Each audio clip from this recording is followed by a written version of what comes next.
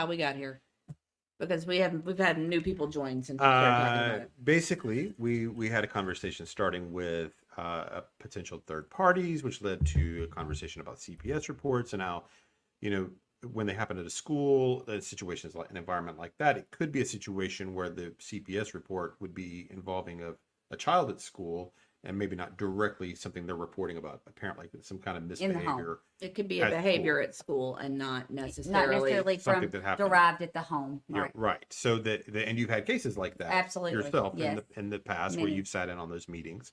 And so we thought, oh, well, that is a different way that we hadn't really thought about. So we're always trying to challenge our assumptions. So then we go, okay, so what if this report's not about directly, at least Chris or Katie? What if it's about Sebastian? Does what we know fit that possibility? Okay, because nobody knows what's in these CPS reports, and it could fit in a lot of ways. So like you look back on a statement like that Chris had made, where he had said on that interview I reference over and over again, the Web Sleuths interview, where he and Chris are going back and forth, and at one point Chris says to Seth, I'm trying to think of how he said this. He said, if people knew the truth about Sebastian, they would stop looking for him. I think that's pretty close Yes. to how it was Does everybody said. remember Or that? knew who Sebastian was, they would stop looking for him. Yeah, Seth said that pretty early on, I believe, on Pascal. Chris said that to Seth. And right. Seth stated that Chris said that to him pretty early on. Oh, okay. I thought I heard that quote directly. So you heard it directly from Chris? I thought so. I thought I heard in an interview. Yeah. Okay, so maybe it's Seth that's I believe it was this? Seth recalling it on Pascal. And Okay. if any of you know out there, you can put in the chat if you know exactly where that statement. But I've heard it more than once. Yeah. Brenda Penny says, thanks, guys. Katie, the right thing for Sebastian. No doubt she's the key to all of it. She knows. Getting her to talk is going to be what opens it all up. She certainly knows. Aw. Sriracha says this live is on fire tonight. Aw, thank you. Good. That's Well, sweet. I mean, it's all of our show in a way. I mean, because we're having, I mean, you guys are contributing to this, and it really only works this way when we're getting the great feedback, and we feed off of that.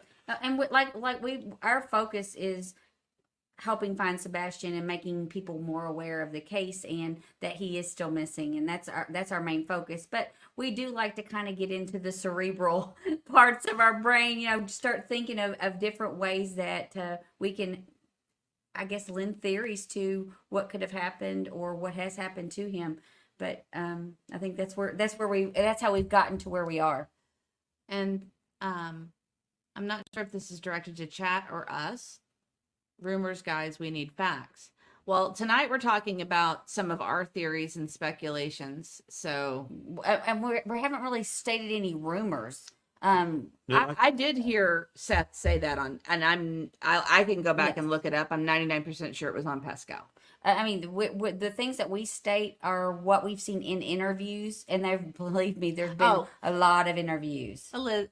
Thanks for the clarification, Elizabeth. I appreciate that. Yeah. Oh, and yes, there are a lot of people that throw some rumors out there in the chat, but we don't know their sources, so we don't want to invalidate what they say, but we try to stick to the facts. Like when we're not doing the show, we do look at the rumors and try to see if we can verify them, and if we can't verify them, we're trying to stay away from them. Yeah, That's kind of our approach. Well, we know about them. We're just trying not to bring them up unless we can. You're so funny. Siraj says, CP showed up. You guys are the real deal. If he's trolling your lives, he is afraid of you. That's hysterical. Man, I don't know. I don't know if anybody's afraid of us. But, I mean, he might be afraid of... Yeah. Well, we just try to think logically. He probably would love for all this attention to just stop. And so I think someone said that earlier in the chat. They thought that this would just go away. Yeah. And most missing kids, it does eventually die out, and they just remain a missing kid. And I think we've talked about this before, where we think if not for the Riley Strain case, this might have just been swept under the rug. Yeah, just been another investigation Everyone was fascinated with the Riley State Strain case, and it was all over Nashville. You want to talk about billboards and signage? It was everywhere. Well, I actually know someone that lives in Hendersonville that said that they had seen everything about Riley Strain, but never really had seen anything about Sebastian, like signs or anything in the Hendersonville area. They live there every day or out every day at the stores and shops, and they said they saw everything about Riley Strain and nothing about Sebastian. So I think that, that's a valid concern. It was a stark contrast. Yes. It really was, because you had the like the big flashing, the bright billboards downtown. The ones that They were up almost the immediately. really expensive ones. I mean, his face was all over the city that way. In just hours. In Mhm. hours. Yeah. Yes. And yeah, so I think that contrast, but it's also the autism that got everybody in that autism community their attention, and it was the shoes. It was their weird interviews. It was them not talking for a week. And then red flags were just flying up around that time. And people just don't believe them for good reason. Yeah, there's someone that says, Do we want Rodney? Is that who you want to? no, HM Hands. Oh, HM Hands. Okay, hold on. HM Hands. I'm in the area, and I just am now seeing stuff about Sebastian. Just now? Wow. I see flyers. Now they did have that big thing over by the school. Remember, they did One have of those that for yard- a while. No. They had the big. It was almost like a road sign where they do the road messages. Oh, one of they the did that have you that can for a change while. for construction and Yeah. other things. Yeah, They- that's and there true. was a follow up just last month. I started seeing. Just last month. I just Okay. started seeing signs around. I mean, I've definitely seen the flyers at restaurants and gas stations near That's where we that's interesting. live. It's just in comparison to others. Like we were talking about the Holly Bobo case is coming back up in the news again because this guy did a 2020 special claiming that he was lying or whatever. And Holly Bobo, of course, is Middle Tennessee missing And she girl was there. also, and then at least some of her perpetrators were convicted. But when that happened, man, her picture was all over the city too. You could not go downtown to a door of any type for any store or bar and not see her face. right Everybody there. knew who Holly Bobo was. Yeah, she was absolutely all over the city. So that's Some of our members are messaging, so I just want to acknowledge Sure. them. Misty Fisher. The fact that Chris has brought up Summer Wells' case a few times is a red flag in my opinion. Yes. We thought the same thing and said the same thing when we heard that. Like almost like wondering if he studied them. If he Because- studied true crime, because he seemed to know a lot about these cases. In that case in particular, because it is very similar to this situation. Mm-hmm. And that case has not been resolved yet. I hate to say it because it's so accusatory, but I think everybody knows where I'm going with that. But yeah, I just wondered if he studied them. Mhm. Brenda Penny, I'm worried about him wherever he is. Wherever he is, this is not fair. I will never forget him. I would pray for him. That's awesome. That's how Brenda. we feel too. Yes. We would love for him to be found alive and well and back with people that love him. It's not. And the warning signs were everywhere that this kid was in trouble for his whole life, and everybody let him down. Everybody he knew let him down. Elizabeth said that Duchess had billboards up for a couple of months, and Illuminati took them over this month. And I do know Duchess was in our chat once, and she was telling us about the billboards. We have not seen them. They may have been in areas. But they could very well be in areas we don't travel to. So, Yeah. there's not really Hendersonville itself doesn't lend space really for billboards. But I would assume they're probably on 65. I bet that's what it is because we don't really go that direction on I-65. I bet they're over there. So that's probably where they are. We just haven't seen them. But that's probably just because we don't travel on that side of the city. It wouldn't fit our routine. All right, let's see what Tennessee Nurse has to say. Tennessee Nurse, this is terrible to say, but I think one of the reasons locals don't believe flyers will do any good. Everyone I've spoken to around here think, hey, P and CP or go P. That might be true. I mean, I know that's the opinion locally, just talking to friends and people. If you talk to anybody, we've talked to people in positions of power who also agree with that sentiment. I don't know anybody that doesn't. Do you know anybody that doesn't like a local that doesn't think that Chris- has looked at this case? Chris Proudfoot. Chris. I'm just that's joking. one. I'm vote. just joking. Yeah. I don't know. I Definitely. know. I, Honestly, I can't think of anybody I've spoken to personally about it that doesn't believe there's something weird. So the locals are not on. It must be. Yeah. The That kind of- locals are that not on kind of their goes side. along with it. Go ahead and put that one up. Yeah. Yeah, you can do it too. Um, You're not remote. You're I here. know. You're here. You can do it. they want all of this to go away. They want everyone to stay quiet, bringing too much attention. There's another child missing from Tennessee. Yes, and it is a kind of ironic that Tennessee's had a lot of missing and unsolved crimes like this, and it's kind of weird, but It is weird, but a lot of people do say though they are like, "Oh, I'm never moving to Tennessee. All the kids go missing there." you know, I don't. I will they find don't it- seem to get Yeah, solved. I will $10. say that. Well, that's the Yeah, part. But yeah, I don't know. We'll have to look at that sometime to see what the statistics Yeah, are. would you guys like to see that? Would you like us to look into the statistics of the like the number of ratio, Right. like the per capita? Like, are we really a problem state, or compared to others. or are we on the rise? Mm. I bet we're in the higher percentage. And I know it's because you guys are close. You're in Tennessee, but not currently? Not not currently. not saying where. Okay. Super chat from Misty Fisher. Misty Fisher, is it just me, or does Katie's actions seem like she is at peace instead of being hysterically worried about Sebastian? Her actions are not of a worried, frantic mama of a missing child. I agree Yeah. with that. One thing I did think though is, is it possible that she's been put on some type of medicine to calm down? I mean, I'm open for all possibilities. And I do think people handle stress and these kind of situations differently. Not everyone reacts the way you think you always think, how would I react? And, she would be doing the same thing I would be doing. Not necessarily. Everybody reacts differently. Well, I will say though, when you look at these cases and you look at people that have not done anything and played no part versus what we're seeing, Well, you could compare Riley Strain's mother.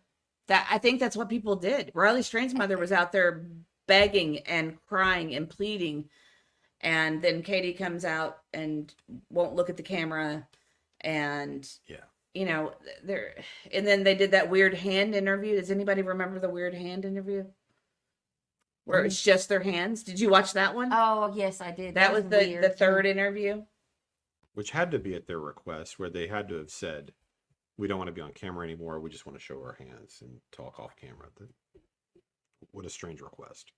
Right. That made Probably me feel because they that knew actually. people, body language experts were watching them, and they thought maybe that was a way they could get around that. And me personally, I thought I was like, ooh, red flag, red flag, red flag. That felt guilty to me. Absolutely. So, I wanted. Let's see. Is that the one you wanted? Oh, that's the one you wanted. Sorry. CR, opinions aside, there is no evidence that the Proudfoots are culpable. Well, no, there is evidence. It's just, do you have enough at this point to get a conviction? Like, there's plenty of evidence. It's just, is there? What? Well, Why don't you expand on that? Well, like, maybe circumstantial. right? Yeah, but you not- have circumstantial. right. I mean, you've got contradictions in statements. You've got this, you've got, circumstantial evidence, but you don't have forensic or anything along those lines. We don't even know which crime has been committed. We don't know. I mean, it could be that his life was taken, but it could also be that he was trafficked or kidnapped or something along those lines. We can't rule that out. We do believe there was a crime and that they have knowledge of it. But I mean, we don't Well, know that he didn't I walk out the believe we door were- either. We don't know that. We don't know 100% that did not happen. Well, we know that there's a criminal investigation, and we know Right. that the DA is involved. So we know there's a crime. It's just, what is the crime? We know it involves Sebastian. So what crime was committed against Sebastian? Right. So there's evidence, because the DA is not just wasting his time. He's not going out there on a lark hoping. Right. He's got evidence.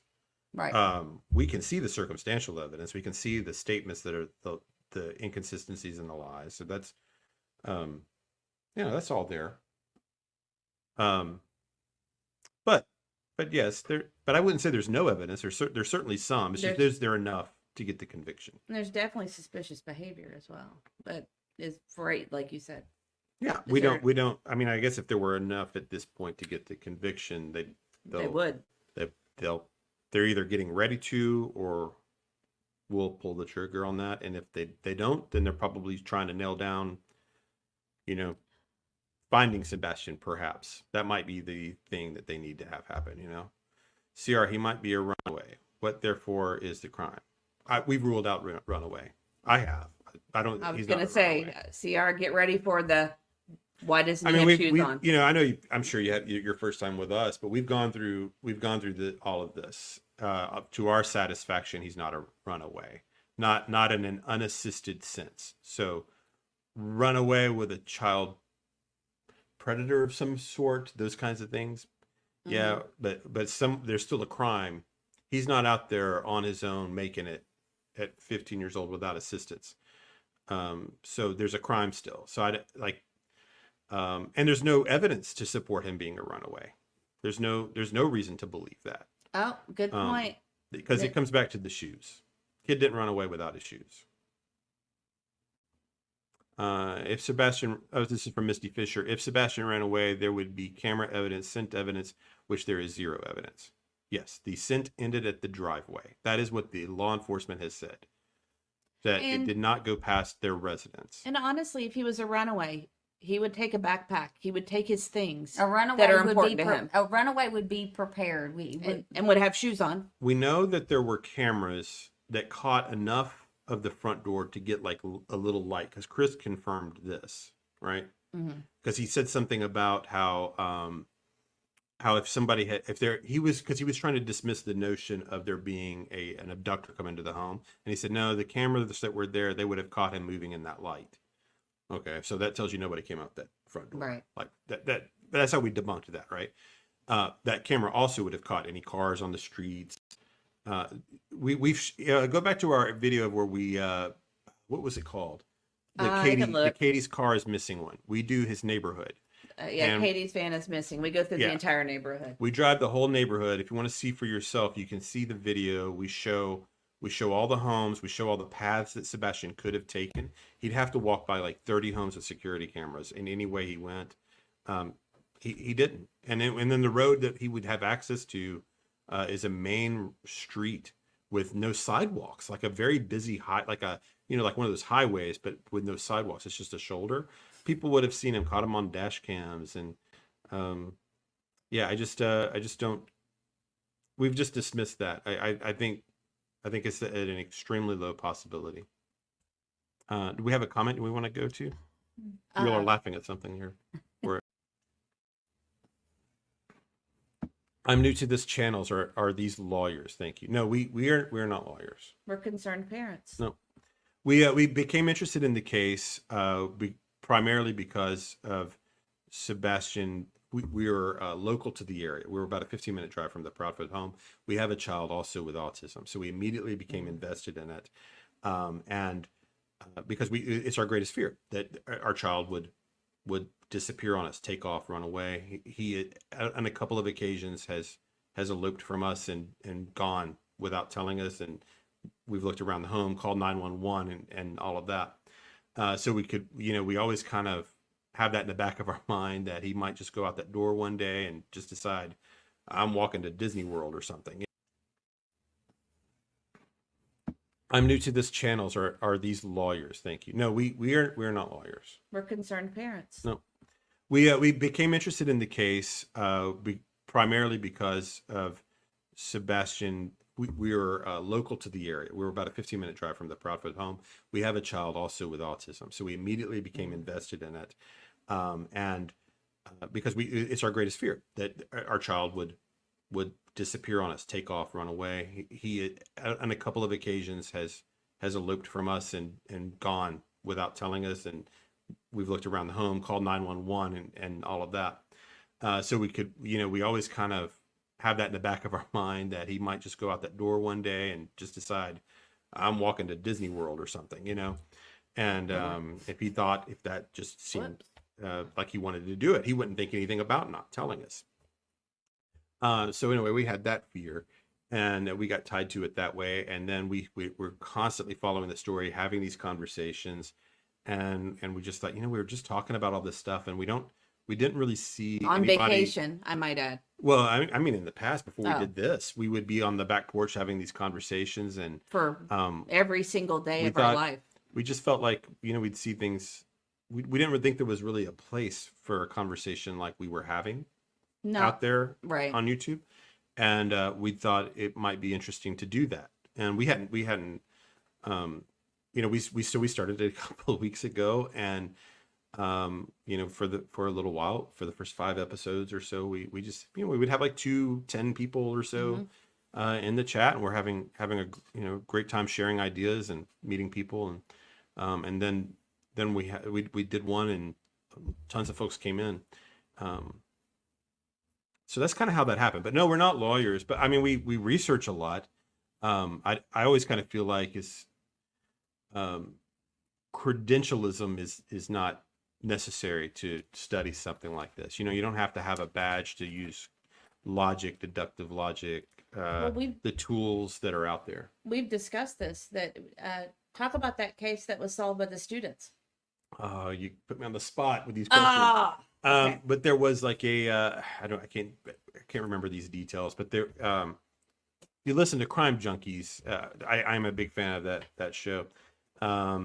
They were talking about a case where it was a class assignment for these kids to try to, I can't remember exactly how that came about, but they essentially figured out that they had this serial killer in their region and solved it. And previously, before this class, it was like a senior project or something like that. Before then, no one had even realized these killings were a serial killer. They thought they were all individual attacks, and these kids put it together, produced their case, and that became that's citizen journalism at its finest. So and these had been ladies that had lost their lives years earlier, and the common factor, I think if I remember correctly, I think it was that they had red hair, and they solved that and pieced that all together. There's tons of cases like that where you just never know what piece of information out there or idea might solve something.